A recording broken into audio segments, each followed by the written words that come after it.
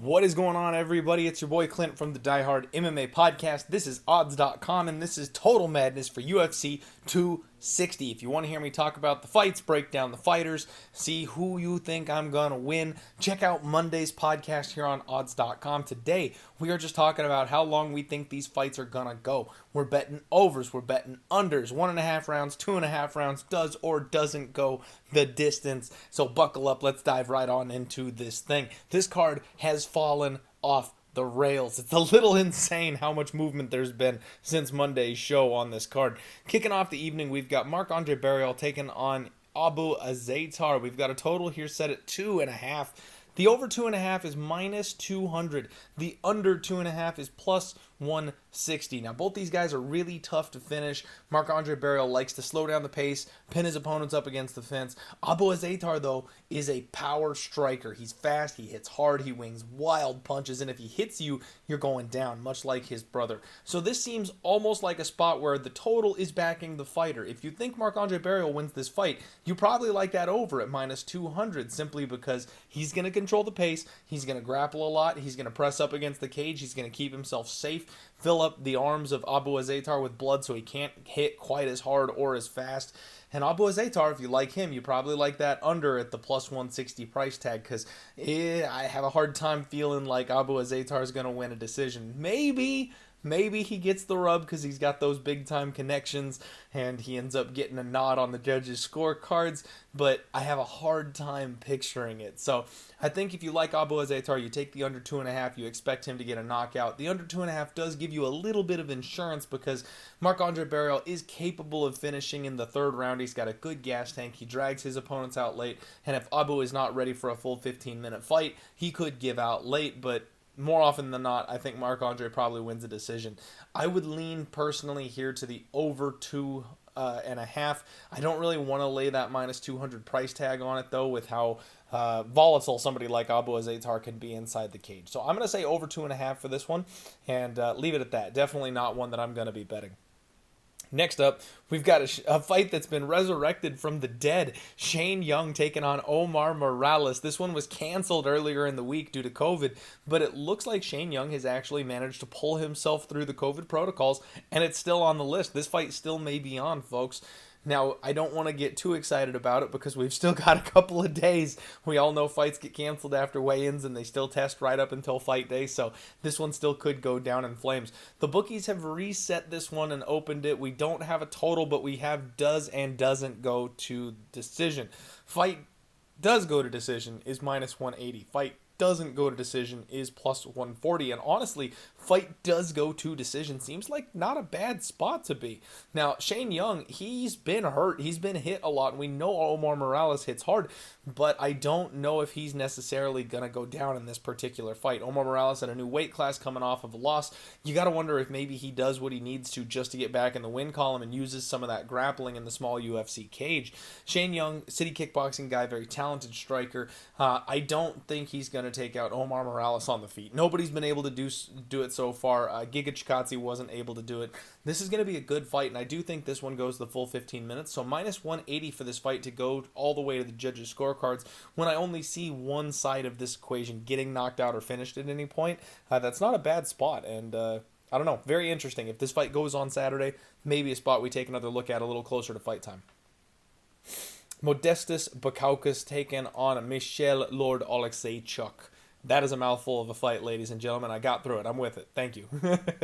We got a total here set at 2.5. The over is plus 125. The under is minus 155. And yours truly has already locked up this under at minus 150. So we beat a little bit of a line move, and it's headed that direction. So if you like this spot with me, I suggest you get on it sooner rather than later.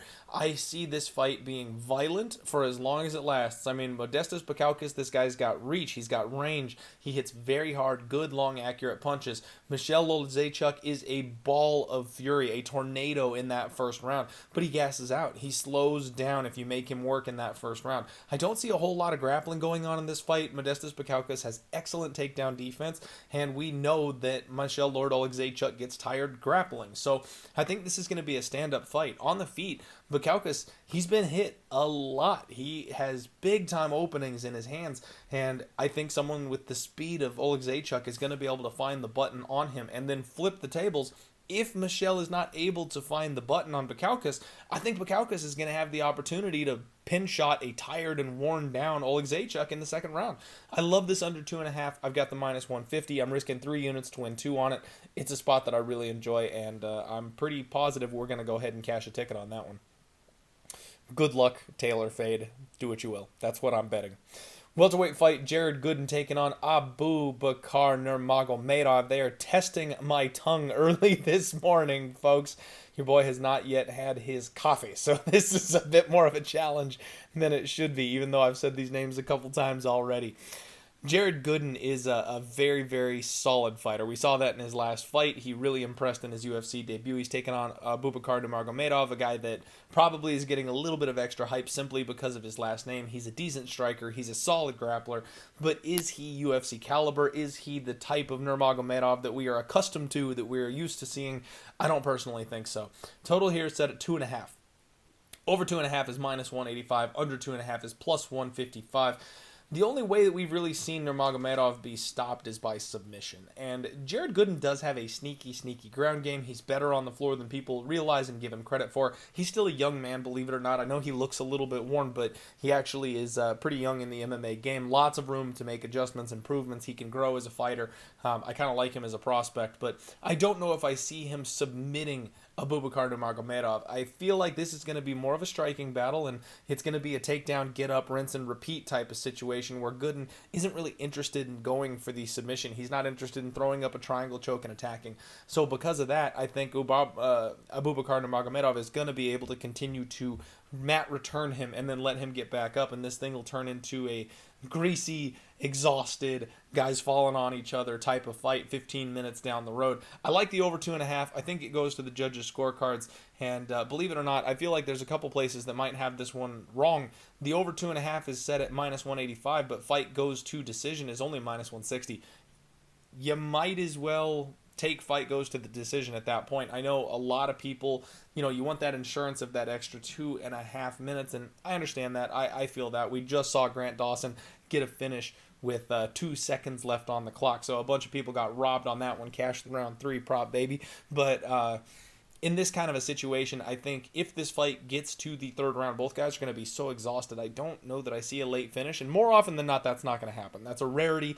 That's a thing where that final 2 minutes and 30 seconds, every once in a while, it'll bite you in the ass, but more often than not, you're going to be okay. So I like the over 2.5. I like the fight goes to the judge's decision if that's an angle that you prefer, and I think that one goes over.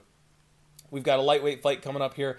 Jeez, I mean, all the debate, all the back and forth, everybody getting all riled up, and now we are still not going to see Minifield fighting Knight. However, Knight has a new opponent. They're kicking that can down the road a little ways, and Alonzo Minifield is still on this card. We have a late short notice replacement, Fabio Charant, stepping in here. Fabio is 4-1, so relatively inexperienced as a fighter, but he's getting a lot of love on Twitter. I see a lot of people that are talking about him being a live underdog, and this kid is a good spot to bet here, and nobody's sold on Minifield. Man, we talked on the podcast about Minifield getting a step down when he was facing Knight. That was a spot that I felt was appropriately a pick'em, and I like William Knight, so I didn't necessarily want to jump all over Minifield coming down, but it was a step down in competition for Minifield, and it feels like a get-right spot. This, even more so. I'm not impressed, really, by what I see from Charant. I don't know what the hype is all about. I don't know what people are so excited about.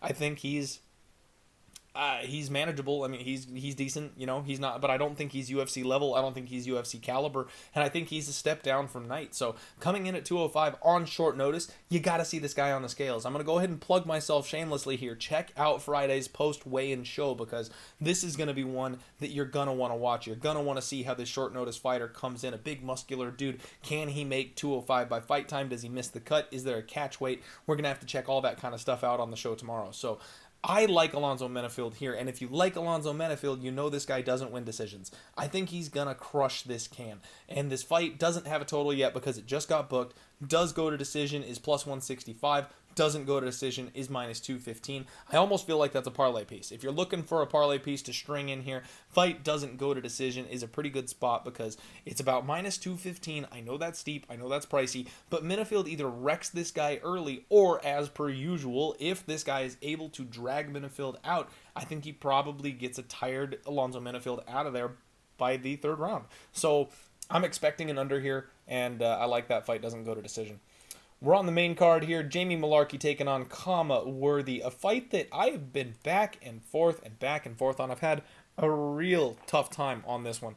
Total here set at 1.5. Minus 175 to the over, plus 145 to the under on the 1.5 rounds. And y'all know me.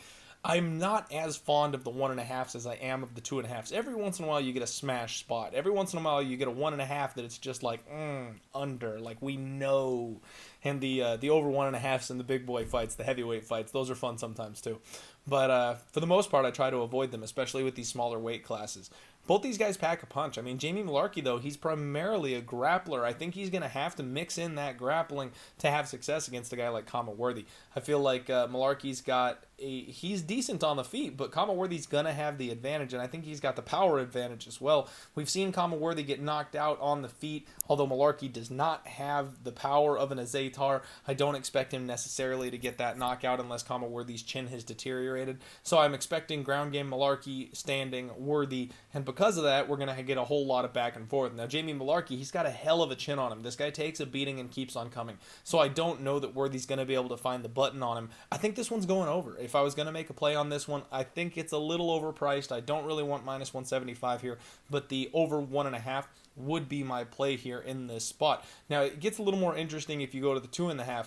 The under 2.5 is minus 165. The over is plus 135, and that's where you might be able to get a little bit of value with this fight going all the way to decision, because if Mullarkey is able to get his grappling game going, this suddenly turns into a very, very close fight, and I think we might get the judges involved. So the over 2.5, the alternate line at plus 135, maybe not a bad call.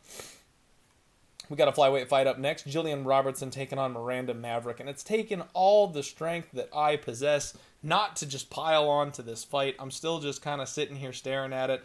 Miranda Maverick, she's a bit of a whirlwind. Her striking's coming along. She's super hyped up right now. Everybody's excited about this girl. She's strong, she's physical, and she's a decent wrestler, but she's not incredible on the ground.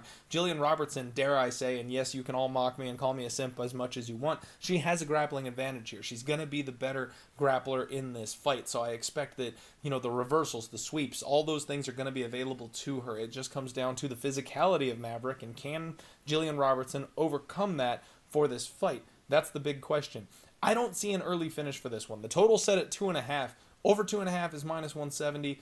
The under 2.5 is plus 150. And I think the last time we talked about this fight, I said under. And I kind of have flipped my position on this one. And that tells you just how unconfident I am in this particular fight and the read that I have. Miranda Maverick only has one KO on her record. That was Liana Jojua, and it was a terrible, not terrible. She was done with that fight, but it was not a cut worthy of being stopped. She doesn't deserve a TKO win in the UFC for what happened in that fight over an opponent who probably isn't UFC caliber at this point.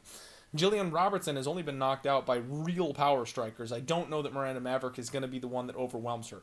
Because of that, I think this is going to turn into a grappling match. Most of Miranda Maverick's wins are by submission or by decision.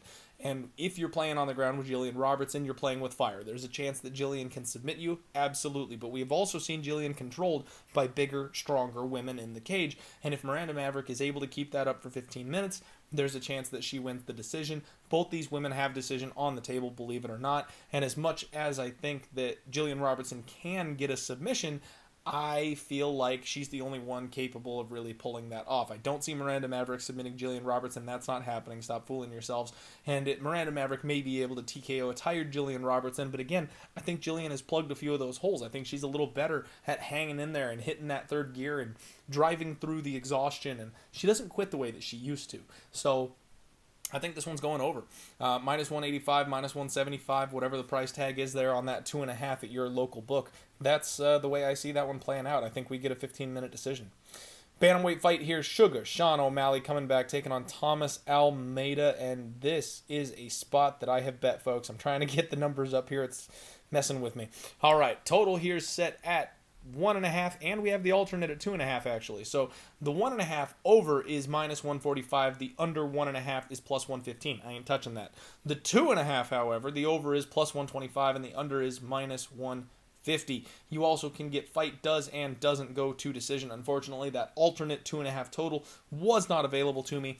I'm taking fight does not go to decision. I'm going to keep that extra 2 minutes and 30 seconds in my pocket. Although, if you can get the under 2.5 at -150, that's a great number. I like that a whole lot better. It was not accessible to me, and I wanted to get locked in before the number moved, because fight doesn't go to decision is already -205, -225. I got -190, so I'll take it. I beat a little bit of a line movement there, even though I didn't get the 2.5 at -150. I'll take what I can get. I think this is going to be violence. Honestly, I don't know if the over 1.5 even cashes in this particular spot. These guys might respect each other. They might start a little bit slow, and maybe that's the only reason why we would think a finish wouldn't come here.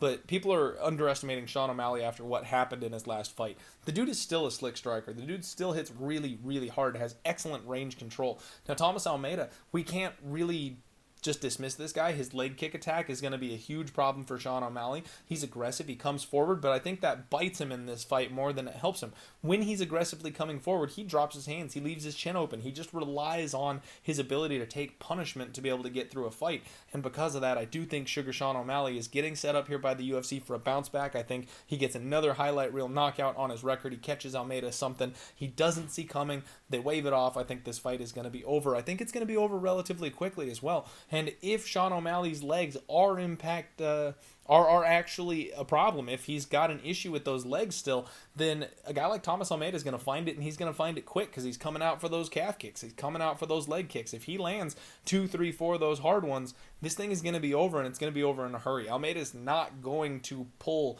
a bonehead move and go down and grapple with this guy when his legs aren't working. He's going to make him stand back up, and he's going to get that TKO. So I think this under is a really solid spot, and I love the 2.5 at -150. I'm not so stoked on the 1.5, again, just because I'm a little sketchy about the 1.5s, but I don't hate it. If you want to go under all three, go under all three and have at it. I think this one's violent. I do think it ends in the first round or early in the second.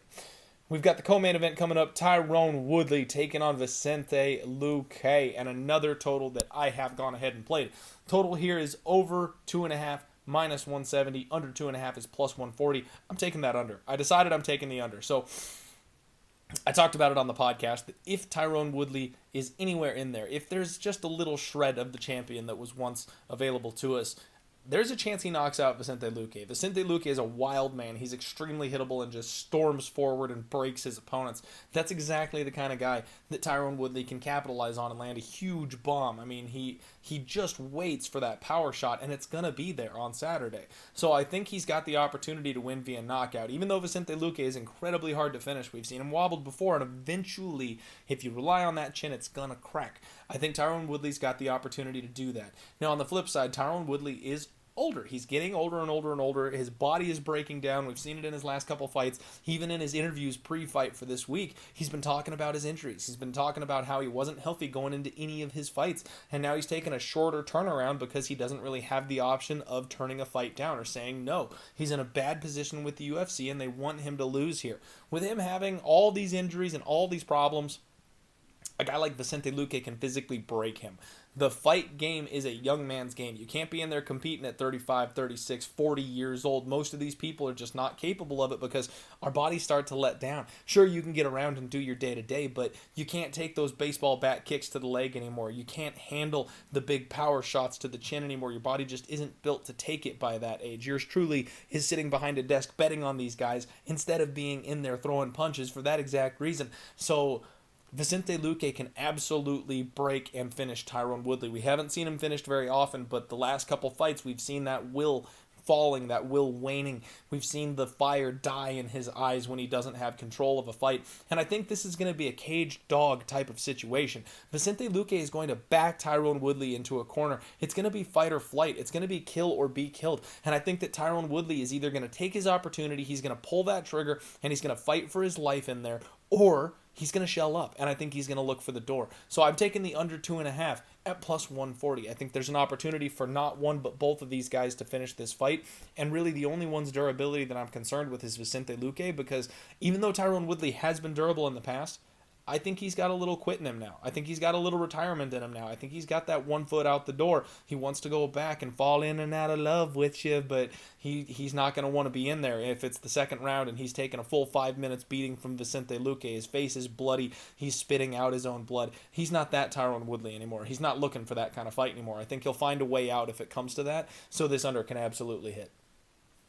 Heavyweight fight, we've got Stipe Miocic taking on Francis Ngannou. What a fight. Over 1.5 is minus 145. The under 1.5 is plus 115. And here you go. It's the age-old debate, right? We got another total where the total absolutely backs a fighter. If you think Stipe is going to be and still, you back that over 1.5 because there's no way he's knocking out Francis Ngannou in the first round. He's going to have to drag this fight late. He's going to have to drain that gas tank. Minus 145 for the over. That's how you get there. Under 1.5 is plus 115, and if you like that, then you like the once and future King Francis Ngannou. You like the future GOAT. You like the power punching because he ends everybody within a minute. Not even the first round, but within a minute. He stops most of his opponents and ends the fights early. So it really comes down to who you're backing here. I'm in the Francis Ngannou boat personally. I got minus 125 on the line. I think that's a fine line, and I do think that Francis Ngannou's cardio is going to be improved. So I think there's a chance, believe it or not, I think there's a chance of a second round knockout here, because if he paces himself and he doesn't come out like he did in the first fight and just wing everything he's got, 50 power strikes in a row in the first round, if he slows it down just a little bit and tags Stipe with 1 or 2 good ones in the first and then tags him with 1 or 2 good ones in the second round, I think he can absolutely knock Stipe out in the second round, not in the first round. So I think the under 1.5 is extremely sketchy in this spot because, of course, this fight could get extended. If Stipe is able to do what he did last time, it's going to fly over and it's going to look like a freebie for most people. But I personally am with Francis. I think this ends in round 1. I think if it doesn't end in round 1, it ends early round 2. So I'm going to say the under 1.5 in the main event. That's Total Madness, folks. Thank you all very much for hanging out with me today. Smash that like button if you don't mind, and share this video around. I will see you for the weigh-in show tomorrow on Friday. And if you're from the future and you're confused, I filmed this on Thursday morning. That's why I'm saying tomorrow. Have a good one. Good luck on all your action, and let's roll.